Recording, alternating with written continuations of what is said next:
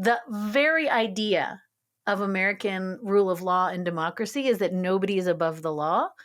And the sort of aggregate effect of all the cases we've been talking about are to place some people above the law, take the bribe after, it's not a bribe. And then to say to other people, right, we are never, ever giving you a second chance. We are never going to err on the side of, you made a mistake. People go to the death chamber for making mistakes in their filings, right? They didn't get something in on time.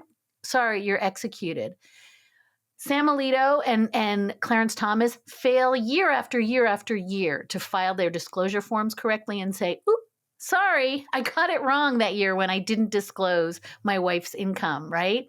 They don't go to the death chamber, no consequences. And so this two-tiered system of justice for the haves and the have-nots is, again, the reason people fled around the world to come to a country that promised equal justice for all.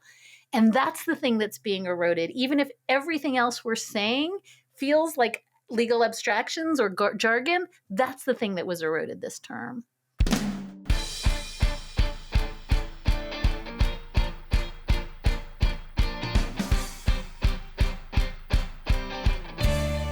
Hello, and welcome to the PoliticsGirl podcast. I'm your host, Lee McGowan. Let's get into it. Well, we just finished probably the most life-altering Supreme Court session in the history of the country. The 6 conservative justices, and I use the term conservative loosely because really they're right-wing extremists, just took a sledgehammer to decades of legal precedent, human rights, civil rights, and the Constitution itself. To talk about it with us today is my friend and brilliant legal scholar, Dahlia Lithwick. Dahlia is a regular contributor at MSNBC and a senior editor at Slate, who has been writing about the Supreme Court and jurisprudence for over 20 years. Dahlia is also the host of Amicus, the award-winning podcast about the law and the Supreme Court, and her work has appeared everywhere from the New York Times to the New Yorker to the New Republic. A visiting professor at the University of Georgia Law School, the University of Virginia School of Law, and the Hebrew University Law School of Jerusalem, Dahlia is a graduate of Stanford and Yale, has won a litany of journalism awards, and is the co-author of 2 books and the author of Lady Justice, Women, the Law, and the Battle to Save America. So without further ado, please welcome my guest, award-winning journalist, best-selling author, and one of the nation's foremost legal commentators, Dahlia Lithwick. Welcome back, Dahlia. Hello, my friend. You'll note I'm wearing my tribute ponytail, but that's about the only thing that is up today is my hair. So, well, welcome to the hellscape that is America, right? You and I planned to do an episode that was a breakdown of all the major rulings from the 23-24 Supreme Court term, but things have gone so far off the rails that I think today is just going to end up with having us talk about top-line rulings like the president is allowed to do crimes, bribery is legal, federal agencies are now neutered, and of course the always popular homeless people should be jailed for the crime of being homeless. It's been quite a term. It's been a term, and I think if I had to say one sort of like table set, I would say this. There is an intense, there's nothing we can do about the Supreme Court because they're God's vibe that I am kind of clocking left, right, and center. And I want to sort of both start and end on the topic of like, if you have the kind of Patty Hearst syndrome, I know you don't have it, but if anyone listening has the sense that like the court is divine and therefore there's nothing to be done other than metabolize these horrible decisions and move on, like you and I are here to allay that because it's actually not true. I want to start there. Entirely not true, and I completely agree with you. I am not having some sort of in love with my captor moment. I really do believe that we can absolutely change this moment in history, and I want people to understand that deeply. So thanks for saying that. Obviously, let's start with the biggest elephant in the room, right? The Trump v. United States decision that basically puts the American president above the law. So, Dahlia, my friend, let me hear your thoughts. I will just say this shocked even me. I watched the case percolate up through the lower courts. I covered, the appeals court decision. I, like many of us, could not believe the extent to which the Supreme Court slow-walked this case so that it, was both heard on a day that was added to the court's calendar in April and then decided on in July, which the term never goes on into July. It only has happened a handful of times. So this was the court not just ultimately ruling on the merits for Trump, but doing the thing he wanted most of all, which is use this as a delay tactic to make sure that this drops in a way that the president cannot be held to account. So I just want to point out, even without the ruling itself, the court had done the thing. I think you're not alone there. I think most legal experts have thought this is much worse than anyone expected, because it's not just that they slow walked it for weeks and weeks. It's not that they just pushed what we thought they were doing, pushing the trial so that he could not have it be heard before the election and the American people couldn't hear what he'd really done. It's kind of much worse than anyone expected, because it just left a completely open door for presidents, but one president in particular, to abuse power, because it seems like, provided they're conspiring with other government officials or their actions can be considered within the scope of their duties, according to this particular court, that person is now completely immune from prosecution. And that's an asinine concept for any of us who are thinking people or common sense people to get our heads around. It's not just asinine. It's an idea that was raised by the framers and rejected. Yeah. So this isn't, if you take originalism, right, on its own terms, which is that, we're all frozen in amber at the founding and nothing can change. Even on those terms, this fails, because the founders and the framers knew how to immunize people. They immunized members of Congress, right? They knew how to do this. They chose explicitly not to do this, which is something Elena Kagan said at oral argument. And yet they were like, oh, we know better what they intended to do when they didn't do this. And I want to just lift up one point you're making, because it's important. The media framing of this was so Trump focused, right? What are the implications for the Alvin Bragg trial? What are the implications, for this DC Jack Smith prosecution to go forward before the election? And your larger point, I think, is the one that got lost in the shuffle, which is this is a fundamental reordering of the notion of checks and balances that has existed for over 200 years. It's not just that this is, a get out of jail free card to Donald Trump and a license, and this is important, to do whatever he wants in office so long as he follows their roadmap for calling it, right, an official act at the outer perimeter of, executive functions, blah, blah, blah. It's also a determination for now and forever that the president, in many, if not most contexts, can be king. And if you think about the fact that this is the exact notion that was being rejected and renounced at the founding, it is astonishing, the hubris of saying, we know better than the framers did, and we are now giving the executive a huge, huge blank check that can be used for all time. It is astounding the way this has kind of cratered fundamental ideas of what separation of powers means.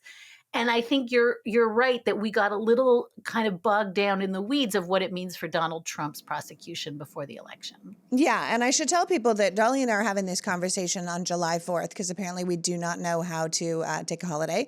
But also we are both born in Canada, so perhaps we are a little less frantic about this particular holiday. But this is technically the Independence Day, and it was an independence from a king.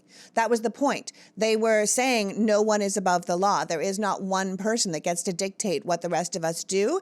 And these Supreme Court justices have made a lot of their decisions over the years, particularly Roberts, talking about originalism and talking about textualism and talking what it meant back in 17, blah, blah, blah, and what they meant back then was very clearly, we will not be ruled by a king. And what they have done here is said, actually, the six of us know better, and we're going to just sort of switch the Constitution around a little bit.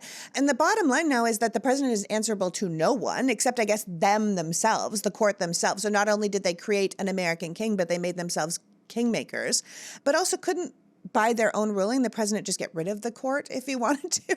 It sure feels like it. I mean, a lot of very, very, very smart lawyers have spent the intervening days trying to lawyer this opinion, right? Trying to say, okay, what is at the outer perimeter? What is, an official act versus another official act? Is it true, which is just chilling that we're having this conversation, that by the terms of this opinion, the president could order SEAL Team 6 to come in and assassinate a rival, right? Which is a point that Justice Sotomayor makes in her dissent, which I want to talk about in a second, because it's a hella dissent.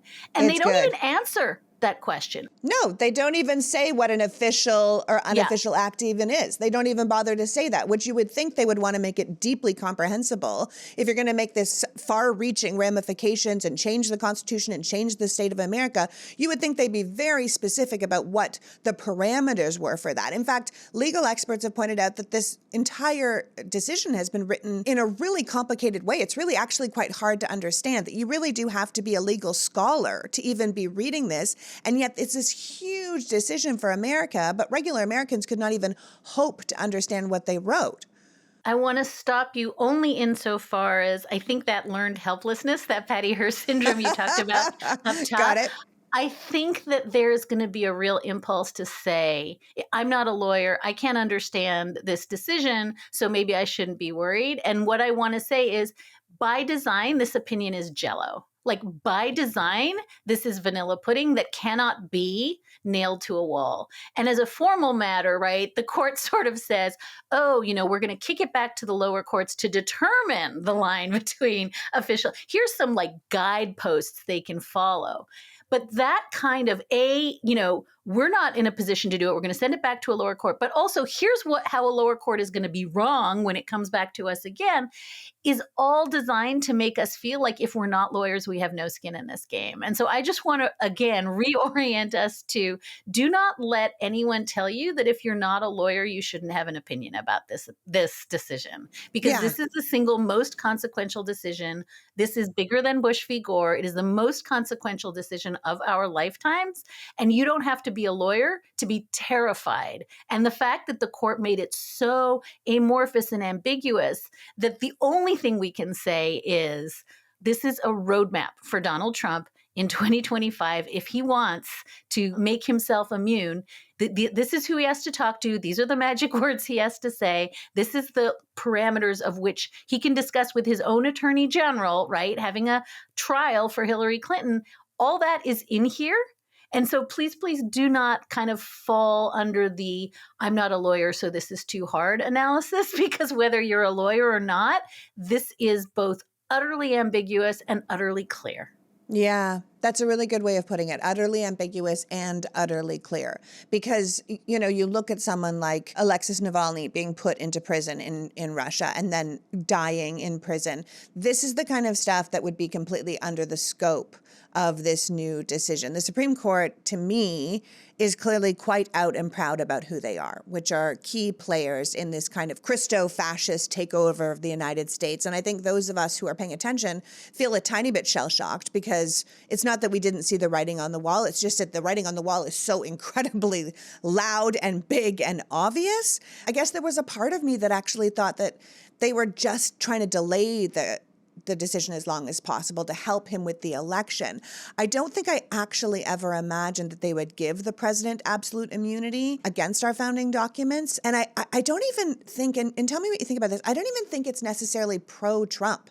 It's pro-control. The basic gist being that they care more about unfettered political power, unfettered presidential power, than whoever the chosen leader happens to be. I mean, that part is almost insignificant. The Project 2025 people are just putting in like whatever conservative leader they want. They just currently have Donald Trump, so that he doesn't have to worry about, an insignificant detail like breaking the law. Like, these 6 conservative justices seem to be doing exactly what they were put there to do, which is to allow the next conservative president to abuse their power, to overturn elections, as you're saying, to maybe take out political enemies if need be.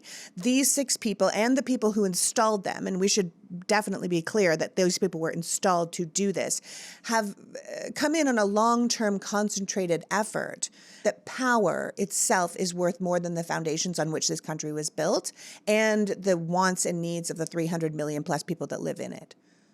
I love what you're saying, because you're making a subtle point that I think a lot of us miss, which is the majority, and let's be really clear, this is a 6-0 opinion, right? So all of the stuff that dum-dums like me used to tell you, right, probably a year ago, like, oh, John Roberts acts as a braking mechanism, right? There's a 3-justice sort of middle of the court, and Brett Kavanaugh and Amy Coney Barrett, care about democracy. No, let's put that's over. And I think That's over. The story of the term, which we'll have to do on another show, is what happened to John Roberts. What happened to institutionalist John Roberts, who dissented, right, in the Dobbs decision overturning Roe, who's been a check against the sort of Alito Thomas faction of the court. That guy is gone.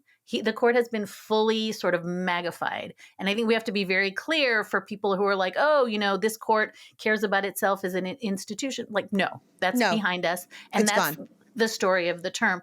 But I think the deeper thing you're saying is that this, and we heard it at oral argument when Justice Gorsuch was saying, this is a decision for the ages, right? We are writing an abstract decision about, criminal immunity for all time. And you see it in the majority opinion that it sort of like makes short shrift of January 6th, not really interested that across the street from the Supreme Court, people with spears, with weapons, murdered other people, right? Took down fences, broke windows in order to forestall the transfer of power. So that's what happened. And this is described as a kind of like, bad things happened. Who knows who's to blame in the majority opinion? It's left to the dissenters to say this is what happened. And the reason I think this is important is because if you abstract this away, both from what happened on January 6th of 2021, and as you said, Project 2025, which is the 900-page sort of working paper of what is going to happen in the next administration, you can have a perfectly interesting law school conversation about separation of powers. That's what this is. What this opinion fails to recognize is what happened under Donald Trump, what is going to happen under Donald Trump. And you're exactly right, whether it's Trump or DeSantis or Ted Cruz, this is the plan. And I want to say that this is thus a complete failure to recognize how each side wields power. Because if Biden wins, even under this new structure, Biden's not ordering assassinations. Biden's not going to tell his attorney general to go after political rivals. Biden's not going to take bribes in exchange for pardons. That's not how Democrats wield power. And I guess if you watch a lot of like crazy pants news, you think that Biden is doing that. That's just not how Democrats wield power. But this is explicitly how Donald Trump wields power and how the Republican Party wields power. And so to fail to kind of clock the asymmetry there of like, oh, we're just making a sort of general principled claim about the powers of the executive branch is to fundamentally misapprehend that is going to be abused by one party and not abused by the other. And this opinion makes no note of that because it doesn't care. And so not only is it a thumb on the scale of like expansive, capacious executive authority to do unlawful things, it's also a green light to the person who has promised us, I'm going to do unlawful things the first day I get in office. Yeah. Yeah. It also appears now that the president has the power to ask to investigate anyone or anything they feel is in their way, to have complete criminal immunity from prosecution, no matter how over the line they go. And as you're saying, Joe Biden has already said, like, I have no desire to work outside the law. I have no desire to do this. And we know that Trump won't feel the same. But ultimately, I think, as Justice Sotomayor noted in her, as you were saying, amazing dissent, which we should talk about, is that she is in fear for our democracy. They just gave Trump all the immunity he asked for and more, that it reshapes the entire institute of our presidency. And she uses the word makes a mockery of the principal foundations of Constitution, of the government, of the whole idea that no one is above the law. The actual immunity in the ruling is ridiculously broad. They use the term outer perimeter. Yeah, absolute immunity extends to the outer perimeter of a president's official responsibilities, which basically it covers everything and anything, right? So like, I was thinking about things. I was like, okay, well, I guess he couldn't murder his wife and call it an official duty. And then I was like, well, he could if he said she was interfering in his job, or if he talked to, say, like, Marjorie Taylor Greene first and was like, yep, I talked to a congressional member first, so it's now within my official duties. Like, the whole thing is written so weirdly that we're always going to have to distinguish between official and unofficial conduct if we want to hold the president accountable for anything.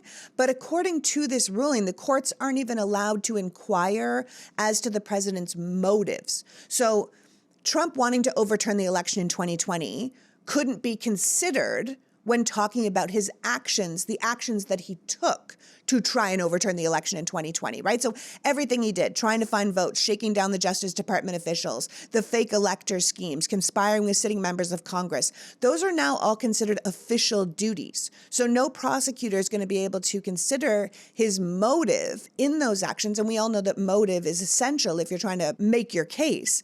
And if people listening to that think that seems insane, like that sounds crazy, that you can't question someone's motives for why their actions would be their actions, it's because it is insane. And it's pretty on par with the rest of this insane opinion. Yeah, I think that prosecutors are telling us that, if you can't use evidence of official acts to make a finding, make a claim about unofficial acts, and as you say, if you can't inquire into motive to use it as evidence, then there's no way. There's no way to make a case. We're going to find out in real time because we've now seen that the sentencing of Donald Trump in the Alvin Bragg, the Manhattan prosecution, was supposed to happen July 11th. It's now been bumped to September because of claims instantly made by Donald Trump that every single thing that happened in those 34 felony convictions is off the table now. And so we're going to see what prosecutors are saying, which is the space in which we are left to navigate, where, as you say, we can't use motive, which is kind of the North Star of how you bring a criminal case. And we can't use anything that is deemed official. And let's be really clear. I just want to put meat on the bones because, again, I don't want to talk in abstractions. The court essentially immunizes anything that Trump asks his own attorney general to do. That's always going to be official, right? Anything to do with the pardon power, which is exclusive to the president, is immunized. So, if it's hard for you to imagine, imagine Donald Trump saying to Bill Barr, I want you to go after Robbie Kaplan, who, brought the E. Jean suit, or I want you to go after Alvin Bragg, or I want you to go after Kamala Harris. That is immune because that's a conversation with his AG. I will now take a huge amount of money in exchange for a pardon for Steve Bannon. That's a core executive function. That is immune. I am going to direct the IRS to start investigating Elizabeth Warren's taxes, right? I mean, this is the nightmare that the framers were trying to get away from, which is using this massive machinery of government in order to go after political enemies and rivals. And it's so capacious, as you say. And, the prosecutors are going to tell us they're starting to figure out, is there a pathway to pick through here where there's unofficial acts that are, outside of the perimeters and stuff. But again, I want to just bring it back to those are lawyerly conversations. And when this decision came down, what I tweeted is, if this was happening in Hungary, if this was happening in Poland, we would not be talking to lawyers. We'd be talking to Tim Snyder and Ruth Ben-Ghiat and Masha Gessen and the experts on authoritarianism, because what we are seeing is not a lawyerly question. We are seeing 3 of the justices were appointed by Trump himself. 2 have spouses who evinced more than curiosity in the events of January 6th. 5 of the 6 conservative justices are not representative, right? Elected by minority presidents who got less than half of the popular vote, and confirmed by senates that represent less than half of the popular vote. In any other country, we would be saying that country's in big honkin' trouble. Get Tim Snyder on the phone stat. Yeah. And Tim Snyder, just so in case people don't know, Tim Snyder is the author of On Tyranny. He is an expert on authoritarianism and the rise of authoritarianism. And one of the things he says, and I think I want people to keep in mind because this is quite depressing, is he says, don't surrender in advance. Right? Don't be like, well, it's all over and forget it. By the way, I just want to tell people, I'm going to take a real aside here. It is not all over. Literally, it is not all over. The legislative branch of our government is a check on the powers of the court. You think that court is they're kings and Donald Trump is king now? First of all, Donald Trump is not our president yet. This court can be expanded. It can have ethics reforms. It can have rules put on them. There is so much that can actually happen if we give the Democrats a trifecta in federal Congress. We just have to keep that in mind. Do not think that this is all done and dead. If you sit down and lie down and say, it's all over, forget it, I'm out, then yes, it is. Then we're in trouble. That's when we're in trouble. But do not think right now that it is completely over, because it is not. And I hear people saying, they're quoting the Constitution. They're saying, oh, well, the president is still liable for impeachment. And if he's tried and convicted, I'm like, how are you finding high crimes and misdemeanors? Like, there is no way if everything he does is canceled out because it is an official act in the course of his duties, that means everything he does now is legal. So Trump shaking down Vladimir Zelensky, trying to turn over the election, locking people up. This is Russia, China, North Korea stuff. Look around the world and say, do I want to elect a leader that has blanket power over everyone and everything at all times and will take advantage of it? Or do I want to elect a leader that currently has blanket power and blanket terms and whatever, and he won't use them? And we will put in laws in place so this actually doesn't keep going forward. Because I keep going back to that Nixon quote, when the president does it, it isn't illegal, because that's where we are now. And if Nixon had had this kind of immunity, he never would have resigned. And all the criminality with the break-in of Watergate and everything that's been done would be considered an official act. And I think anyone who's lived in America for a long time can see how absolutely bananas that is.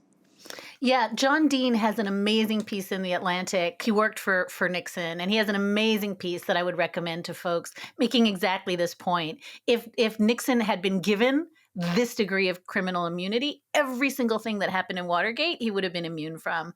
And the other thing I just want to amplify, because it's so important, I keep thinking it in terms of if you got a cancer diagnosis on July 1st of 2024, would you say, oh, well, this is what it is? No, you'd find the very best doctors and you'd put into action a plan of dealing with it. There are groups and people all around the country who are working on court expansion, who are working on jurisdiction stripping. So the Supreme Court cannot just decide that, things like the Voting Rights Act are unconstitutional. There are groups working on, 18-year term limits. There are groups working on electoral college reform. There are groups working on Senate reform and gerrymandering. Every single thing that you and I talk about when we have these like nuts and bolts democracy conversations and the ways it's broken, there are good groups doing good work. So those are your like specialists. Those are your experts. Those are the people who, if you get a cancer diagnosis, you say, hey, what's Ian Bassin doing at Protect Democracy? What's the Brennan Center doing? What's Mark Elias doing?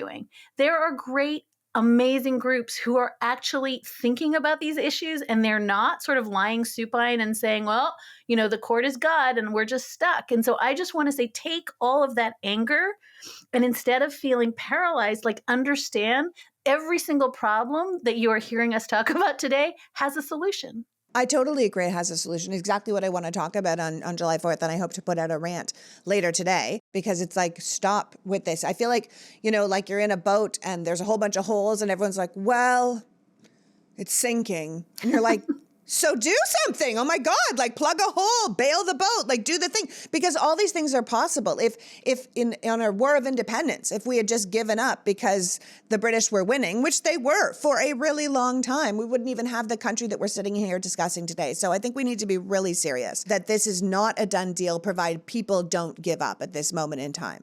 Now, I want to remind people that these 6 conservative Supreme Court justices are the ones who get to choose the cases they want to hear. They chose to hear the case to make it harder to prosecute January 6th insurrectionists. They chose to hear the case to delay Trump's trial and then make him untouchable. They chose to take up the case to undermine experts in government and allow bribery to be legal. What they didn't choose over and over and over again is to protect our democracy or our human rights. And we need to say, okay, well, these people do not speak for us, and we will now turn our attention to, as you're saying, all these things that we're talking about, court reform, ethics rules, expanding the court, because these people cannot continue to have this level of power. Because up until July 1st, 2024, I think everyone would agree that no one in America was above the law. And then this group of people came along and said, like, actually, we're going to make the laws now. And I think we have to say, actually, you're not. If I asked you how many subscriptions you have right now, would you be able to tell me? How about how much they cost? Most people think they could, and most people are wrong, which is why it feels like our money is just flying out of our account and we have no idea where it's going. Well, it's probably going to subscriptions. Think about it. Between streaming services, fitness apps, delivery services, parenting apps, it's kind of endless. I'm guilty of this. I often sign up for things and then forget I did it and then keep paying without ever using the app or the service, which is why Rocket Money is so great. Rocket Money helps you find out which subscriptions you have that you're actually spending money on and cancel the ones that you don't want anymore. Rocket Money is a personal finance app that finds and cancels your unwanted subscriptions, monitors your spending, and helps lower your bills. You can see your subscriptions all in one place, and if there's something you don't want, you can cancel it with a tap. You don't even have to talk to customer service. Rocket Money will even try to get you a refund for the last couple of months of wasted money and negotiate to lower your bills by up to 20%. All you have to do is take a picture of your bill, and Rocket Money does the rest. It is a terrific service, which is probably why Rocket Money has over 5 million users, saving a total of 500 million in canceled subscriptions and saving its members on average $720 a year. So stop wasting money on things you don't use and cancel your unwanted subscriptions by going to rocketmoney.com/politicsgirl. That's rocketmoney.com/politicsgirl. rocketmoney.com/politicsgirl.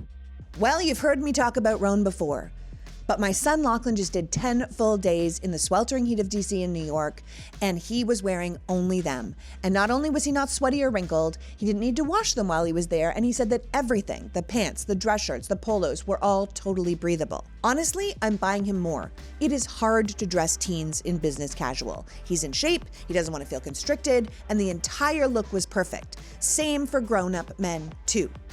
But I'm here to talk about women today, because Rhone has products for women as well. I'm just getting back to working out after years away because of my lungs, so my body is, let's just say, not exactly where I want it to be, which is why I love Rhone's leggings. I've talked about Rhone's leggings before. Rhone makes clothes for every workout: bras, shorts, leggings, tanks, hoodies, even skirts. They are terrific quality, and Rhone pays special attention to fit and functionality. They use a luxurious fabric called Cosmic Knit and Celestial Knit as their foundation, which has optimal breathability for performance and comfort. They also have what's called a chafe-free seam, which makes their leggings, let's just say, more flattering, where the seam usually ends up in other leggings. Plus, like my son and husband's business casual Rhone products, my leggings are treated with Gold Fusion anti-odor technology. I mean, I'm not going to be working out that hard, but you might be. The Rhone Women's Studio collection can get you through any workout and straight into whatever comes next. Head to rhone.com/politicsgirl and use the promo code politicsgirl to save 20% off your entire order. That's 20% off your entire order when you head to rhone.com/politicsgirl and use the code politicsgirl. Rhone, for every day, for every you. Forever forward. What if I told you that the fate of democracy hinges on vibes? I know, that's totally terrifying, but that is the concept behind one of the best new podcasts called Vibes Only. My friends at Courier created Vibes Only, and what they're getting at is most of us don't have the time to study policy proposals and economic reports all day, but what we do have are vibes, how we feel about the direction of the country, how we feel about what's going on. So in this election where democracy is on the ballot, co-host Brian Derrick and Glenys Muhar are committed to checking the vibes of American politics every week and bridging the divide between facts and feelings. It's funny, it's informative. The two of them have a great vibe. And like this show, it will make you better prepared for the election this fall. Listen and subscribe to Vibes Only wherever you get your podcasts. I think you will find it is completely worth your time. Those Courier people know what they're doing. Up until July 1st, 2024, I think everyone would agree that no one in America was above the law. And then this group of people came along and said, like, actually, we're going to make the laws now. And I think we have to say, actually, you're not. Couple things. One is, I'm so glad you drew attention to this. The court is 100% in charge of its own docket. There's no case that it has to take, and there's an awful lot of cases it doesn't take. A bunch of the cases it takes in the posture of like, oh, this is an emergency. So one of the cases that came down 2 weeks ago, which is that emergency abortion case out of Idaho, and it doesn't get a ton of press. It got press because the court accidentally dropped the opinion a day early. Another leak in another abortion case. It doesn't get press because the court essentially says, oh, whoopsie, we shouldn't have taken this. It was way too early in the process.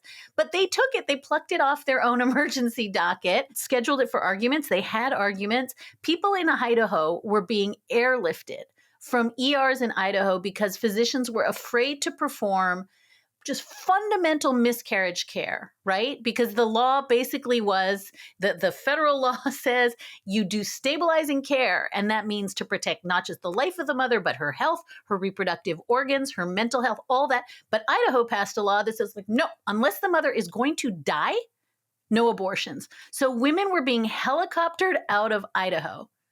And the point that the court was like, oh, well, no harm, no foul. We took the case. We decided it was too early. Doesn't change the fact that people were not able to get emergency care. And I use this as an example because over and over, and as you said, this case could have been decided 7 months ago. We had an appeals court ruling 7 months ago that a unanimous appeals court unanimous with a very conservative judge voting with two other judges that absolutely no way is this theory of criminal immunity possible or plausible under the court could have just said, summary affirmance, you're right, but they didn't.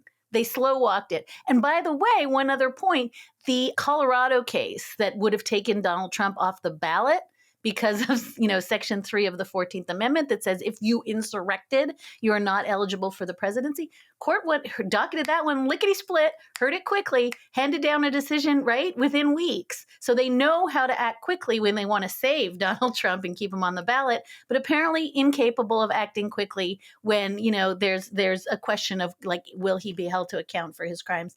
So I just want to make the point that you are going to hear, oh, the court, didn't take away the right to abortion. They're really moderate. They didn't take away mifepristone. They're really moderate.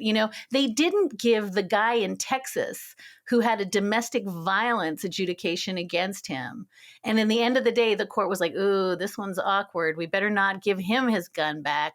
Oh, it's a win for moderation. Like none of those cases is a win for dignity, as you say, for democracy, for civil liberties, for vulnerable communities. The court got involved in really awful cases and kicked some of them away. And by the way, in mifepristone and in that emergency abortion case, wrote a prescription, come back with this in 2 years, and we're yours. What Dahlia is saying with the prescription thing is if they didn't say, no, this isn't allowed, you can't just pull an FDA-approved drug off the shelf for no reason. They were like, this isn't the greatest argument. You basically have no standing to be here. So just like rework it and come on back. That's basically what they said. And we just have to make sure that when people try and come on back, there's different justices and expanded court or more ethics rules when that happens.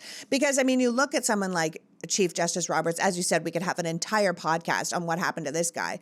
But he wrote such a rude dissent to the liberal justices who dissented to this presidential king case, basically claiming that the women were being hysterical, which is a word that men love to use for women, when they're the ones being reasonable and standing by the Constitution. It's like a rewriting of history in a way that is just so irritating to me because no president has ever needed immunity before. No one has ever even considered such a ridiculous thing. And these guys are saying, well, hey, if it's our guy, it's fine. And how do you not see these people as bought and paid for operatives, which is exactly what they are? And if that's the case, then what the hell are they doing on our highest court in the land? I wrote a very, very grouchy piece about the fact that the Chief Justice is, in his opinion, this split on gender lines. And Amy Coney Barrett, by the way, broke off from the 6th Justice conservative supermajority on some parts of this case to say, like, wait, this is crazy. Like she was willing to sign on to the bulk of it, but there were parts of it, some of that evidentiary stuff you and I talked about earlier, that she was like, this seems nuts. We can't immunize him from this. So it was already gendered to begin with, and we should be very, very explicit that the 3 liberal justices are all women and that Amy Coney Barrett has peeled off to join them on several occasions this term. So there is this inevitable gender split here, and then you have the Chief Justice responding to the dissents by Ketanji Brown Jackson and Sonia Sotomayor, calling them like fear-mongering and saying that they're just like unnecessarily creating like these scare scenarios. Not even responding, as I said, like Justice Sotomayor like goes boom, boom, boom. Here's what can happen. The conversation you and I had 10 minutes ago, he doesn't even respond. He's just so contemptuous of them. And I want to, again, lift up the lower court opinion, which was meticulously reasoned. Judge Tanya Chutkan, a woman, the 3 judges on the DC appeals court in this absolutely bulletproof opinion saying no such thing as immunity, all 3 women. And so there's just this valence here of like, oh, calm yourself, honey. You are overreacting. You don't understand. Let the men do the work. And it's just impossible to avoid that. And so, yes, I wrote a very, very pissy piece saying, like, please don't talk to us like we're hysterical, because we warned you Dobbs was coming and you told us it wasn't. And all of you said in your confirmation hearings you'd never do that. So maybe women aren't hysterical. Maybe we're prophets, right? Well, they also said in their confirmation hearing that no one was above the law. Every single one of them said the same thing. Yeah. It's like everything they said, like if you're looking at impeachment of justices, which by the way, people can happen, the impeachment process was created for presidents and vice presidents and justices. So it can be used. If you're looking at that, lying in your confirmation hearing, having your wife be an insurrectionist, voting against the Constitution, taking bribes, these are all reasonable reasons to consider impeaching certain justices, and I think it should be very seriously considered. But the whole thing is clearly like an open invitation to just go ahead and commit crimes if you know you have the court on your side, which Leonard Leo and the Federalist Society clearly spent 40 years making sure the conservatives had. We need to get serious about that. Obviously, we have an opportunity to fight back, and that is in November at the ballot box. And it won't just be saving ourselves from a hideous, tyrannical dictator. As you said, we should be talking to Timothy Snyder about that. But if Democrats win the House and the Senate and the presidency, we give ourselves the opportunity to not only hold these corrupted justices accountable through the legislative branch, but court reform should now be very firmly on the ballot for any reasonable pro-America voter. Yeah. And, you and I talked after Dobbs came down. We talked after Bruen, that gun case came down, right? You and I have had versions of this conversation where we've said, like, if you care about these issues that you care about, abortion, right? Huge majorities of the American population hates Dobbs. If you care about guns, right? The Supreme Court just put bump stocks back in the hands, right? And said that, oh, these aren't machine guns. They just make guns machine guns. They're not machine guns themselves. Yeah. And we haven't talked about the Chevron case, and I know it's going to be a conversation for another day. But one of the things I want to talk about it. We can talk about it, but I just want to say again, it feels really abstract. Like, I slept through administrative law. This is not like necessarily the thing that is going to make you crazy.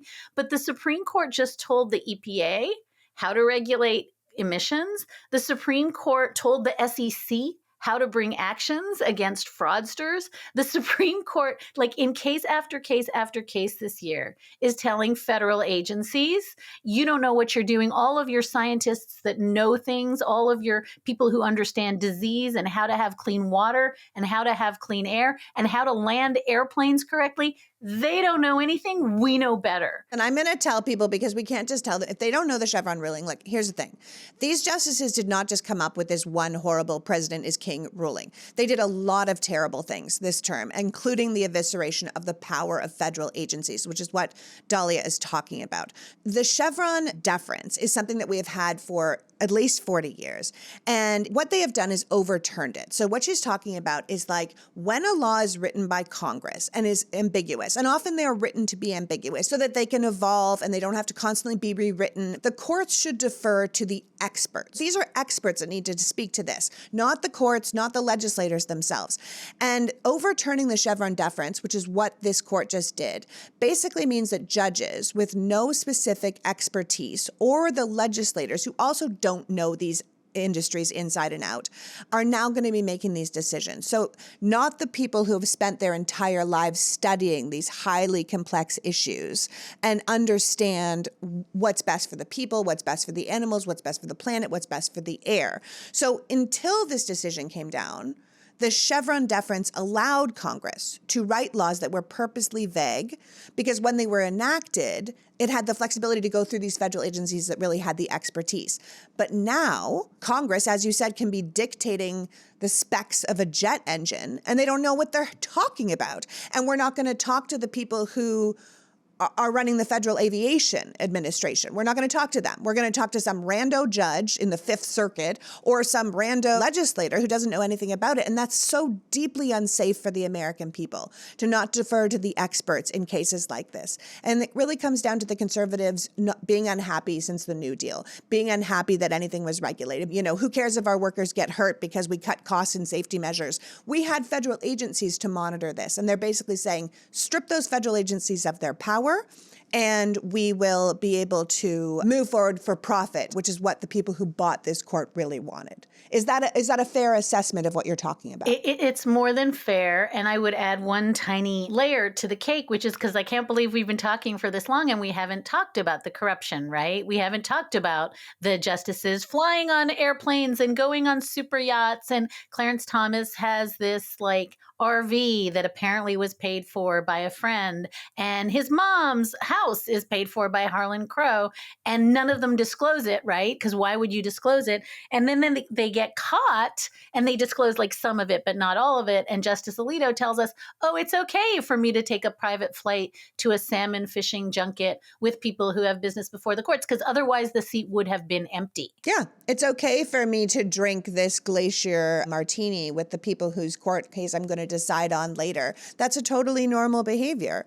Right. And by the way, like if you are like a postal inspector, you cannot accept a mug as a gift. But okay, let's say the justices are immune from all of the federal laws about ethics. But I want to connect it back to what you just said about this deregulatory agenda, right? Because the people who want to get away from a world in which air pollution is regulated and food is regulated and drugs are regulated and airplanes are regulated are the people who pollute, right? And the people who want to have no regulations. And so this is a 50-year project, and it's all incredibly well documented to get rid of government regulations so that big businesses, right, the Koch brothers and Harlan Crow, all the people who want to go ahead and destroy the environment and wreck the country and, you know, live in their bubbles where they're immune from those consequences, have bought and paid for justices. And so this is so deeply connected to the stories about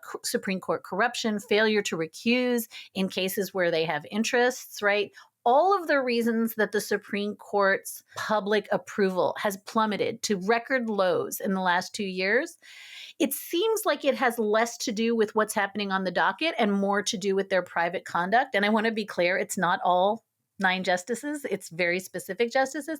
They're the same story. It's the same story because the corruption, the bought and paid for, you mentioned at the top, the court made it easier to give public officials money. What's been lost among all the drama the past week and what you're talking about here is the case that's U.S. v. Snyder, which allows public officials to accept payoffs and bribes as long as they occur after the official act, which is like absolutely insane. I mean, Ketanji Brown Jackson's dissent basically called the 6 coworkers of hers that voted for this enabling grifters, right? Like we're talking about people, this is a case in a long line of cases, honestly, that Chief Justice Roberts has allowed that just guts public corruption laws, right? These guys clearly don't work for the government or the people. They work for their donors. They work for the billionaire class. And they're trying to give us this idea that we give gratuities to people after the fact. Like Brett Kavanaugh was making these insane comparisons when this ruling came down that said, oh, people shouldn't be allowed to give a $100 Dunkin' card to our trash collector. We shouldn't be able to give Nike gift card to our city commissioner if he funded an athletic facility. We're not allowed to say thank you to people anymore, which is just so unfrickin' believable because clearly that's not what we're talking about, Brett. Right? We're talking about people giving millions of dollars in gifts and such to political candidates and judges so you get what you want. We're not talking about giving your congressional assistant a $50 Starbucks gift card, right? There's no way American people agree that politicians should pass laws and then get their bribe, or a judge should rule on a case and then get their bribe. The order in which you get your bribe does not negate the fact that you're taking a bribe, right? We don't give gratuities to politicians and judges for their work. That is not what we do in America, and this is another one of these decisions that these 6 people have allowed, and to give us yet another reason to vote to keep their power in check or dilute their power completely. Here's the other thing I want to say. You mentioned up top, and let's like connect all these little dots, but you mentioned up top at the same time that the Supreme Court was making it easier for public officials to accept gifts as long as they come after, which by the way is a long line of cases that the Supreme Court has been making it easier for public officials to take grift and graft. But you mentioned at the top, and it's so important to say this, in the last week of the term, the Supreme Court also thumbs up on criminalizing homelessness, right? Sleeping in the parks. And I just want to connect them because I think that you started with this theme and it's so important that there is this increasing sense of some people are above the law and some people can't catch a break. And it is not, I think, an accident that the people who suffer, right? And Sonia Sotomayor is so painstaking in her dissent in that homelessness case to talk about why are people homeless. And she talks about climate change and she talks about housing regulation, right? All those alphabet soup agencies we talked about, the CDC, EPA, if they cannot do their jobs and regulate, there will be more homeless people. And she really explicitly says, not only are you making it a crime to sleep in the parks, you're also making it impossible for agencies to solve the problem of homelessness because everything that you are failing to do, which is allow government to solve complicated problems, is going to result in more homelessness. And so this kind of two-tiered system that you're describing, where the very rich keep catching breaks, right? Keep catching breaks. And the people who suffer, which is everybody else, oh, well, they're going to have to pay extortionate fines that they can't afford for being homeless and sleeping in parks. So the very idea of American rule of law and democracy is that nobody is above the law. And the sort of aggregate effect of all the cases we've been talking about are to place some people above the law, take the bribe after it's not a bribe. And then to say to other people, right, we are never, ever giving you a second chance. We are never going to err on the side of, you made a mistake. People go to the death chamber for making mistakes in their filings, right? They didn't get something in on time. Sorry, you're executed. Sam Alito and Clarence Thomas fail year after year after year to file their disclosure forms correctly and say, oop, sorry, I got it wrong that year when I didn't disclose my wife's income, right? They don't go to the death chamber, no consequences. And so this two-tiered system of justice for the haves and the have-nots is, again, the reason people fled around the world to come to a country that promised equal justice for all. And that's the thing that's being eroded. Even if everything else we're saying feels like legal abstractions or jargon, that's the thing that was eroded this term. Yeah. And honestly, like you said, putting the dots together, it all connects. Like, if you're going to force women to have babies, do you know how many homeless people just aged out of the system where their parents didn't want them and they put them in childcare that the state had, and then they aged out and they go on the street and they become homeless. And now you're saying the system failed you, we failed you again, and now we're going to make you a criminal while these actual criminals sit in their high castle. We created a country to step away from an aristocracy, to step away from a king. And we're allowing another one to come up in its place. And we, the people, have to say enough. So coming out of all this, before you leave me, do you have a takeaway? Do you have any good news for me? Any advice we can do to help change things, improve our future justices? What do you think? I'm going to say the same thing I said to you when we talked last, which is in every single state that put abortion on the ballot, after Dobbs, in every single state, right, including Kentucky, abortion wins. And that's because why? No slur on Kentucky. Why? No, but it's a very red state. It's a very red state. They keep electing Mitch McConnell. And what does that tell me? It tells me that this thing that you and I are struggling to articulate today, which is it's your democracy. It's yours to win. It's yours to lose. We are awake. And we understand, we really understand at a cellular level now that our school boards and local libraries, and whether or not women are going to die outside an emergency room because they are turned away because they're not hemorrhaging hard enough, right? Because they're not septic enough to be treated, we get that. And we understand that that is not something that can be cured by being angry or, as you keep saying, by being immobilized. It can only be cured, and we are seeing it, as I said, in Michigan, in Ohio, around the country, people knocking on doors, not just women, people knocking on doors, getting signatures, putting something on the ballot, making sure that they understand that your state Supreme Court, your state Attorney General, those races are as important as what's on the presidential ballot. and that we need to really, really do the thing that has been so hard, which is perfect democracy, which is take a democracy that had a lot of really good and radical ideas, but also existed to protect white male slaveholders. And everything that is broken, right, whether it is the filibuster or the Electoral College or a malapportioned Senate, every part of that was done to break majority will, right? To make sure that white slaveholding states had power. So fix those things. It's not hard. As you and I keep saying, groups are out there doing it. And we know now that you can get on the ballot. We know you can do it by referendum. We know that if your state Supreme Court tries, as they did in Ohio, to reverse that, you have to change your state Supreme Court. You have to change your state Supreme Court in Michigan. It's doable. And so I just don't want anyone to hear what we're saying as, therefore, give up and Steve Bannon wins, because that's the plan.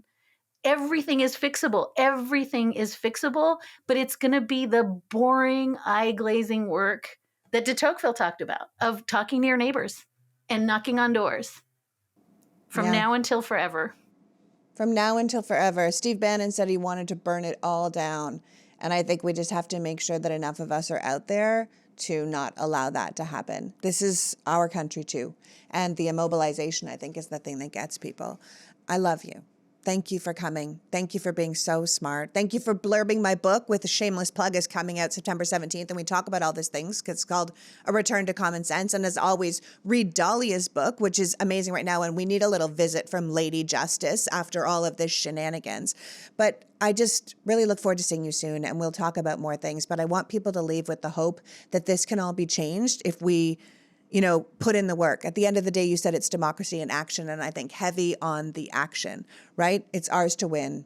It's ours to lose. Happy 4th, my sister. Happy 4th, my friend. So that was the brilliant Dahlia Lithwick, reminding us that this idea that there is nothing we can do about this horrible, corrupt Supreme Court is bullshit. If you got a cancer diagnosis, would you say, well, that's what it is, there's nothing you can do? No, you would go to the experts. You would fight. You would find a way to get better with everything you have. And that is what America needs from you now.